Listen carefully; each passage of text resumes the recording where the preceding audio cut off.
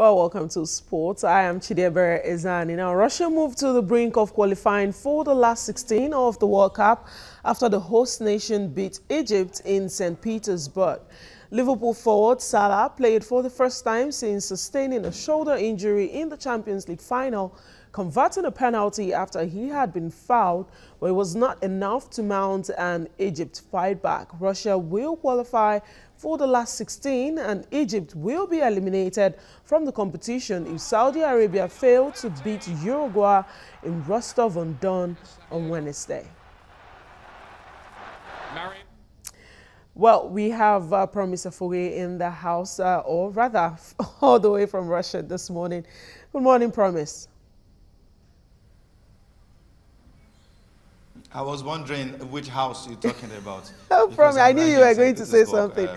It's okay. Anyways, it was a disappointing game from Egypt yesterday.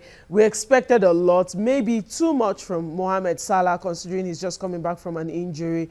But they are more or less out of the World Cup, one might say.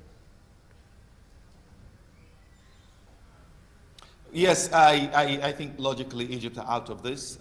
Statistic. I mean, you won't want to take a look at statistics and you think they can just make it through. I mean, whether Saudi Arabia beats Uruguay or not, Russia has 6 points.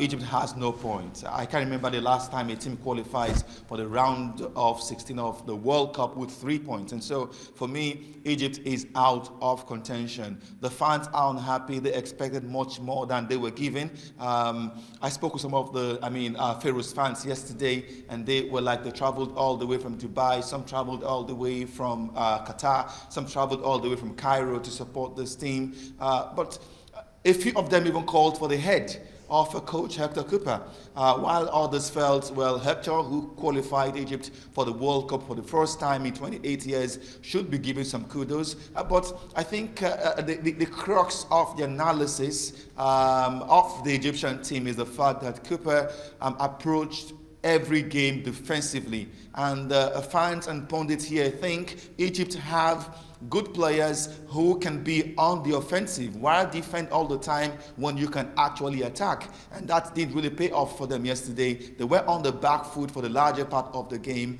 allowing the Russians to run at them at will. And of course, they were punished in the end. It's so disappointing. Egypt have got a lot of talent. They've got a lot of quality.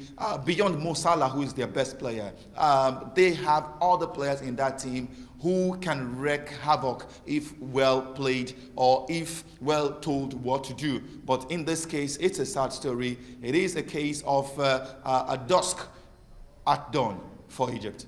Well, could this be associated with a level of intimidation from coaches with African teams? Because we've seen them try to, solve the problem of the opposition instead of imposing themselves on their oppositions. Well, Hector Cooper is not an African. He's Argentine. He's a foreign coach, earning so much money like our Super Eagles coach cannot roar. And so to whom much is given, much is expected. And those were the lamentations of Egypt fans here. If Hector is paid so much as an Argentine to handle the Egyptian national team, so much was expected from him tactically. That they did not see, and it's been a very, very cause of worry for them. But they say the team is young. They can always bounce back in the next 4 years and really represent Africa in a better form. Well, talking about representing Africa in a better form, Senegal yesterday, they were fantastic in their play.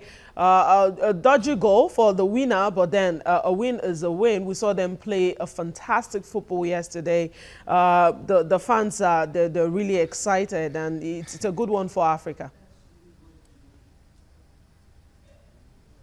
Absolutely. Senegal did same in 2002. Let me take your minds back in Korea, Japan. It was their debut World Cup. They went, in that group that had the defending champions, France. They were the underdogs, but Senegal went on to beat France en route qualifying from that group, go to the round of 16, moved on to the quarterfinals. And I thought they had the impetus, they had the drive, they had the quality that year to get into the semifinals. Senegal, I thought, would have been the first African team to get to the semifinals of the World Cup, but some issues within the ranks, some level of complacency. At the point they got to the quarterfinals in 2002, they thought they had achieved I mean, everything that needed to be achieved in football. They lost to Turkey, and that was the end of the road.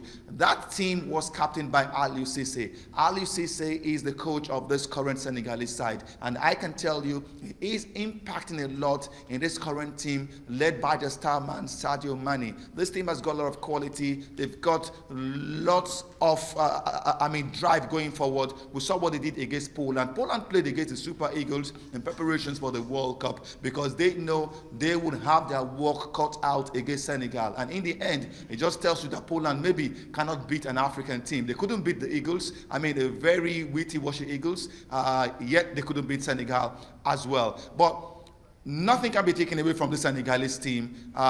They look like ready to qualify from that group, and I think they really can. They really, really can. All right, thank you very much. We hope they qualify and, of course, go as far as they're able to. Well, that's all we can give you on sports this morning. Join us again tomorrow for breakfast with, of course, having promised all the way from Russia. I am Chidiebere Ezani. Now, the breakfast show continues with Ngozi and Mike.